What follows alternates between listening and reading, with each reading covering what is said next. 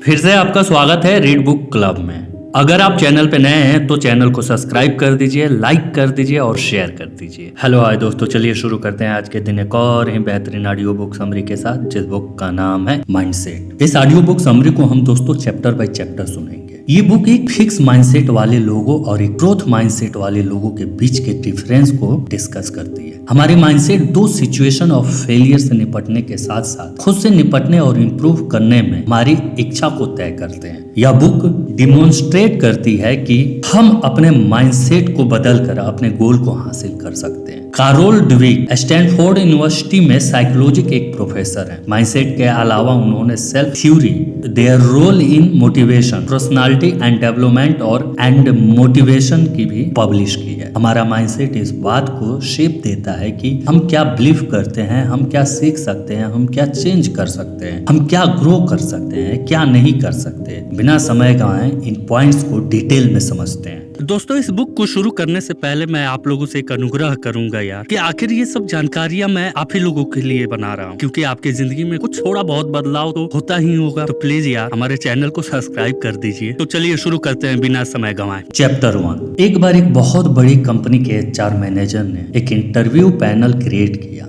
इस पैनल में कुछ प्रोफेशनल को सिलेक्ट किया, जैसे कि doctors, royal, chartered accountant, architect. फिर इन सब लोगों को एक मीटिंग में बुलाया। उन सबसे एक कॉमन सवाल पूछा गया। उस इंटरव्यू पैनल ने सबसे एक एक करके एक ही सवाल पूछा, सर आप BMW कब तक खरीद लेंगे? सभी ने अपनी इनकम के हिसाब से जवाब दिया। डॉक्टर ने कहा मुझे 6 से 8 महीने लग जाएंगे। सीए ने कहा मुझे 1 साल लग जाएंगे। आर्किटेक्ट ने कहा मुझे 2 साल लग जाएंगे। सबने अपनी अपनी इनकम हिसाब से टाइम स्पेन बताया कि वह BMW कब तक खरीद पाएंगे। यह था उनका माइंडसेट। वही सेम इंटरव्यू पैनल हमारे महान श्री रतन टाटा जी के घर पे पहुंच गया। उनसे भी वही सवाल किया गया, सर आप BMW कब तक खरीद लेंगे? तब रतन टाटा जी ने कहा कि कम से कम 5 से 6 साल लगेंगे। ये सुनकर इंटरव्यू पैनल बहुत शॉक्ड हुआ। उन्होंने रतन जी से सवाल किया, सर आप इतने अमीर व्यक्ति हैं, इतने सक्सेसफुल पर्सन हैं, आपके पास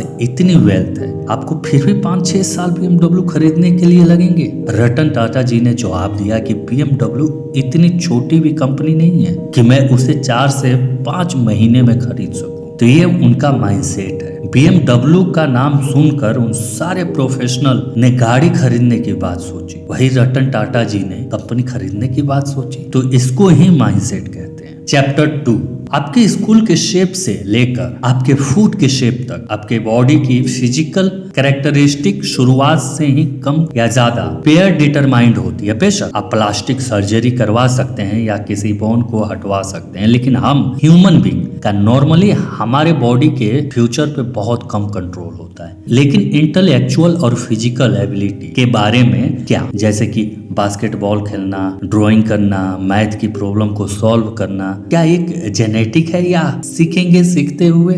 आज ज्यादातर साइंटिस्ट इस बात से एग्री करते हैं कि अगर आप एक कंसर्ट में वायलिन बजाने वाले बनना चाहते हैं तो आपको न सिर्फ एक म्यूजिकल मेंटेलिटी रखने की जरूरत है, बल्कि प्रैक्टिस के लिए अपने जीवन के कई साल देने होंगे। हमारे माइंडसेट का एक इम्पॉर्टेंट रोल ये होता है कि हम खुद को और दूसरों को कैसे देखते हैं। हमारा माइंडसेट किसी चीज को सोचने, समझने और करने में हमारे बिलीफ्स को शेप ये देता है कि ये दोनों एक्सट्रीम फॉर्म एक फिक्स वर्सेस ग्रोथ माइंडसेट के कंसेप्ट का बेस बनती हैं। Chapter number 3। एक फिक्स माइंडसेट वाले लोग मानते हैं कि वह नेचुरली कुछ ही चीजों को करने के लिए पैदा हुए हैं, लेकिन बाकी चीजें उनके बस की बात नहीं है। जबकि एक ग्रोथ माइंडसेट वाले लोग मानते हैं कि अगर वह हार्ड ट्राई करते हैं तो वह किसी भी चीज को कर सकते हैं। वह ट्राई करने की देरी है, जोर लगाने की देरी है। इस ग्रुप के लोग अपनी पूरी लाइफ बढ़ते रहते हैं और बिना किसी रिलेशनशिप में उलझे वे नई स्किल हासिल करते रहते हैं। उनके लिए अपने सभी एस्पेक्ट में लाइफ चेंजिंग पोजीशन में होती है। इससे अपोजिट एक फिक्स माइंडसेट वाले लोग अक्सर अपनी ब्लैक एंड व्हाइट सोच से अपनी ग्रोथ में रुकावट डालते हैं। अगर वो किसी चीज में फेल होते हैं तो वह अपने सर को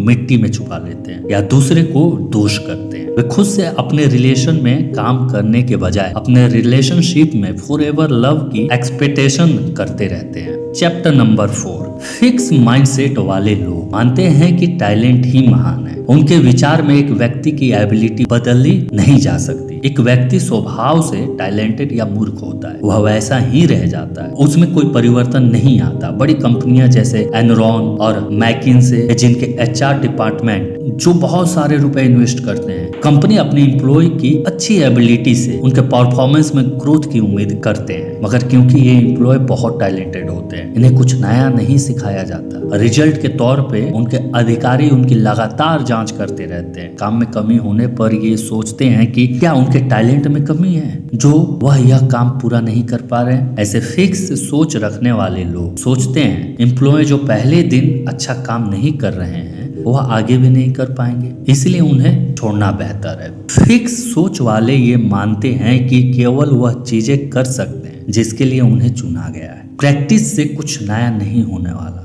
अब क्योंकि वह खुद को और दूसरों को जज करने में तेजी दिखाते हैं, इसलिए वे सोचते हैं दूसरे भी उनके बारे में यही सोच रखते हैं, इसलिए वह खुद को साबित करने में लगे रहते हैं। उनका मानना है कि उनकी एक गलती उनको जीवन भर मूर्ख बना सकती है। अपने ईगो के लिए वह दूसरों की सहमति चाहते हैं ताकि वह उन्हें बता सके कि वह कितने टैलेंटेड हैं। Chapter number 5। जब ग्रोथ माइंडसेट वाले बच्चों को स्कूल में मैथ की प्रॉब्लम सॉल्व करने को दी जाती है तो वे उसे एक चैलेंज के रूप में स्वीकार करते हैं। उसे वैसे ही सॉल्व करते हैं जैसे कि अपने घर में कर रहे हो। वह यह समझते हैं कि जितनी प्रॉब्लम को वह सॉल्व करेंगे उतना ही वह सीखेंगे। ग्रोथ माइंडसेट वाले बच्चों के लिए जिंदगी आसमान की ऊंचाइयों पे होती है। उनकी क्षमताओं का अंदाज लगा पाना मुश्किल है। हालांकि उनके अच्छे ग्रेड उनकी क्षमता बताते हैं, लेकिन इन बच्चों का मानना है कि वे अपने कार्य, लगन और परिश्रम से बहुत कुछ हासिल कर सकते हैं। वह अधिक ग्रेड या हाईएस्ट मार्क पाने में इंटरेस्टेड नहीं होते,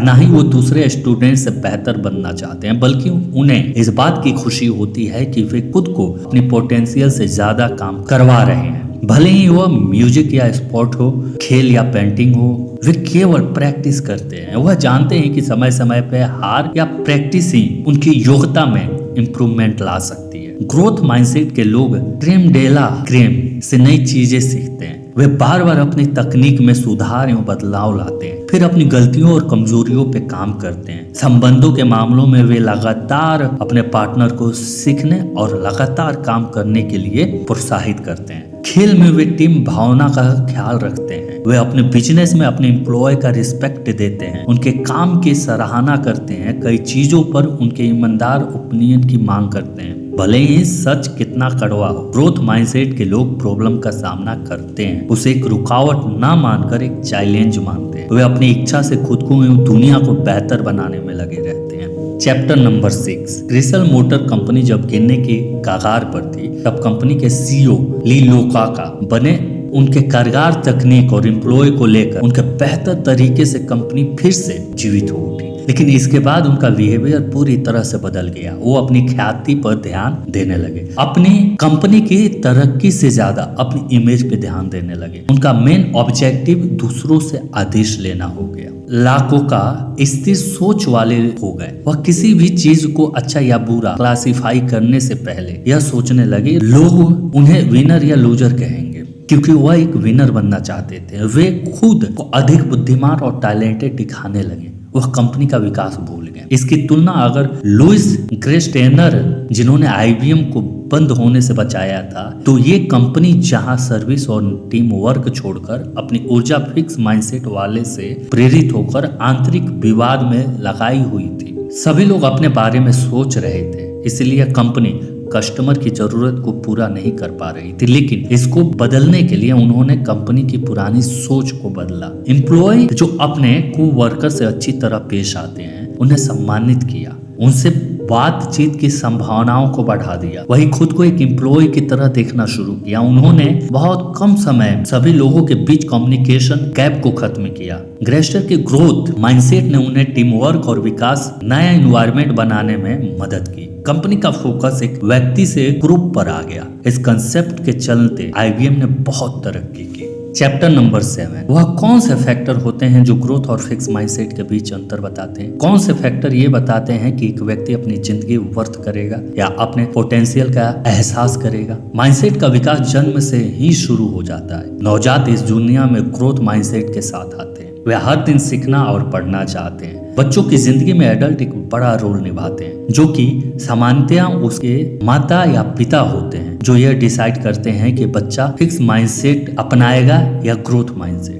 सरल भाषा में ग्रोथ माइंडसेट वाले पेरेंट्स अपने बच्चों को नया सिखाने के लिए इंस्पायर करते हैं, जबकि फिक्स माइंडसेट वाले पेरेंट्स हमेशा अपने बच्चों को जज करते रहते हैं, उन्हें बताते रहते हैं कि क्या सही है और क्या गलत है, क्या अच्छा है और क्या बुरा। बच्चे 1 से 3 साल तक वैसा ही बिहेव करते हैं। विकसित मानसिकता वाला बच्चा दूसरे बच्चों की मदद करता है जो रो रहा है। फिक्स माइंडसेट वाले बच्चे इसे चीट जाते हैं। टीचर भी बच्चों का माइंडसेट बदलने में बड़ी भूमिका निभाते हैं। बहुत से टीचर ऐसा मानते हैं कि बच्चों की परफॉर्मेंस बदली नहीं जा सकती। बुरे स्टूडेंट बुरा करेंगे, अच्छे स्टूडेंट अच्छा करेंगे। बुरे स्टूडेंट अपना माइंडसेट फिक्स कर लेंगे, लेकिन अच्छे टीचर्स जिनका ये मानना है कि स्टूडेंट कुछ भी सीख सकते हैं, चाहे जो भी सिचुएशन हो वे हैंडल कर सकते हैं। हमारा माइंडसेट पूरी तरह से जन्मजात नहीं होता, हमारे बचपन के रोल मॉडल के एडॉप्शन से यह बदल सकती है। चैप्टर नंबर 8, अपने माइंडसेट के विकास के लिए किसी व्यक्ति को अपने आसपास के वातावरण को दोषी नहीं ठहराना चाहिए। दूसरी मांसपेशियों की तरह दिमाग को भी ट्रेंड किया जा सकता है। अगर आप अपने माइंडसेट का विकास करना चाहते हैं, हम खुद एकदम चलकर इसे सीख सकते हैं। दिमाग के विकास पर काम करते हुए हम दूसरों से सपोर्ट ले सकते हैं, अपनी गलतियों के बारे में और उसे विजिबल करने की दिशा में ठोस कदम उठा सकते हैं, जिससे हम अपने टारगेट को पा सकें। ये जानना आवश्यक है कि फिक्स माइंडसेट को आसानी से बदला नहीं जा सकता। इसमें कई वर्ष तक संवेदना की मदद से हम फेलियर से बच सकते हैं। अपने सेल्फ कॉन्फिडेंस को बूस्ट करते हुए सबके सामने ये एग्जांपल रख सकते हैं कि सच तो ये है कि फिक्स माइंडसेट को पूरी तरह से तुरंत बदला नहीं जा सकता। किसी विशेष परिस्थिति में जैसे जैसे विकास की प्रक्रिया शुरू होती है, तो व्यक्ति की सोच अपने कारणों को खोजते हुए प्रत्येक दिन विकास प्रतिक्रिया की ओर बढ़ जाती है। माइंडसेट के विकास की प्रक्रिया से किसी भी क्षेत्र में असंभव को संभव किया जा सकता है। इस संबंध में ग्रोथ माइंडसेट आत्मबल की कुंजी होती है। तो थैंक यू दोस्तों अपना कीमती समय देने के लिए। तो इसे अपने दोस्तों के साथ अवश्य शेयर करें और आपको दिल से धन्यवाद अपना कीमती समय देने के लिए। दोस्तों आप लोगों से एक अनुरोध और रिक्वेस्ट है कि प्लीज हमारे चैनल को सब्सक्राइब कर दीजिए। हम आपकी नॉलेज को इंक्रीजिंग तो करते हैं, please. Thank you for watching read book. अगर आप हमारे चैनल पे नए हैं तो हमारे चैनल को लाइक कर दीजिए, सब्सक्राइब कर दीजिए और कमेंट करके हमें बताइए कि आपके लिए और कौन सी ऑडियो बुक्स हम लाई जाए।